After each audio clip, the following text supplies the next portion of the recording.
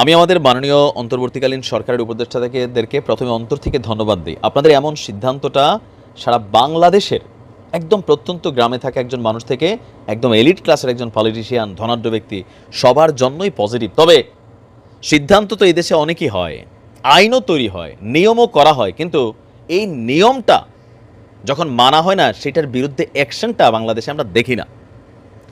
এখানে আমি একটা ছোট্ট পরামর্শ দিচ্ছি যে আপনারা যে নিয়মটা দিচ্ছেন, যদি এই নিয়মটা ভাঙা হয়, এই নিয়মটা মানা না হয়, তাহলে ওই মানুষটা বা তার পরিবাররা কোথায় গিয়ে বিচার দিবে যে আপনারা যে নিয়ম দিচ্ছেন এই নিয়মটা আমার সাথে মানে নাই, তাহলে আমি কোথায় গিয়ে এই বিচারটা দিব?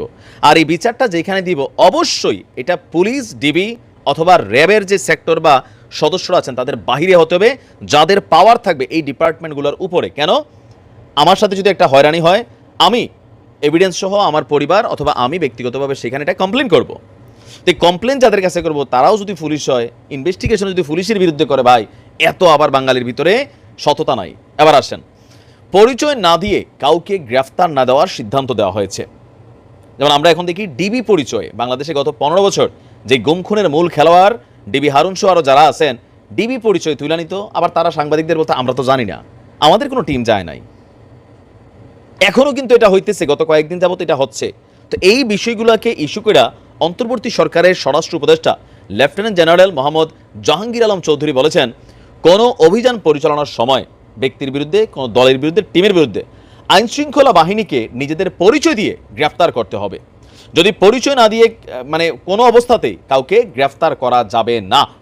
স্বরাষ্ট্র মন্ত্রণালয়ের সিনিয়র তথ্য কর্মকর্তা ফয়সাল হাসান স্বাক্ষরিত এক বিজ্ঞপ্তিতে এটাকে মান্য করার জন্য নির্দেশনা দেওয়া হয়েছে। বলা হয়েছে, দেশের আইনশৃঙ্খলা পরিস্থিতি ক্রমান্বয়ে উন্নতির দিকে বিভিন্ন থানা থেকে লুট হওয়া অস্ত্র উদ্ধারে অভিযান পরিচালনা করা হবে। অবৈধ অস্ত্র উদ্ধারে আগামী 4 সেপ্টেম্বর থেকে যৌথ অভিযান পরিচালনা করা হবে।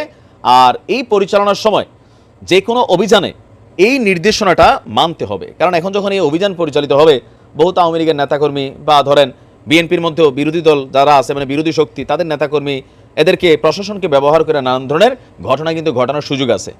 অথবা ডিবি পরিচয়ে রাতের আধারে যে সোহেল তাজের আশেপাশে কে জানি ঘুরলো, এরকম ফোন দিল, হাই অথরিটি সামহাও। তো যারাই গ্রেপ্তার করবেন, আমার কথা হচ্ছে, যদি কোনো মানুষ অপরাধ করে তাকে আইনের আওতায় নেন, দোষী হলে আদালতের মাধ্যমে শাস্তি দেন, কিন্তু গুম করে নিয়ে 3 দিন আটকে রাখে একটা মানুষের পরিবার স্ট্রেস হয়ে যায়। আর এগুলোতে কি হয়? ধান্দাবাজি হয়, টাকা পয়সার ব্যবসা হয়। তো বলা হচ্ছে যে আপনার এখন এই আইনগুলো সম্ভবত আরও আগে আছে, আমি জানি না এইভাবে আছে কিনা বা নির্দেশনাটা এইভাবে আছে কিনা। তো নির্দেশনা তো স্বরাষ্ট্র মন্ত্রণালয় দিয়ে দিচ্ছে, কিন্তু তারা এইটা বলে নাই যদি কোনো পুলিশের অফিসার অথবা সামহাও ডিবি অথবা সামহাও যে কোনো কেউ এই রুলসটা ভাঙার 3 দিন পরে তারা স্বীকারোক্তি দেয় যে আমাদের কাছে আছে বা আমরা গ্রেপ্তার করে আনছিলাম, জিজ্ঞাসাবাদের জন্য সামনে আনি নাই, তো সেই ক্ষেত্রে সেই পুলিশ কর্মকর্তা বা সেই আইনশৃঙ্খলা বাহিনীর সদস্যর বিরুদ্ধে ওই মানুষটা কোথায় নালিশ দিবে? যেখানে নালিশ দিলে উল্টা আমার হয়রানি হইতে হবে না, আমি আমার ন্যায় বিচারটা পাবো।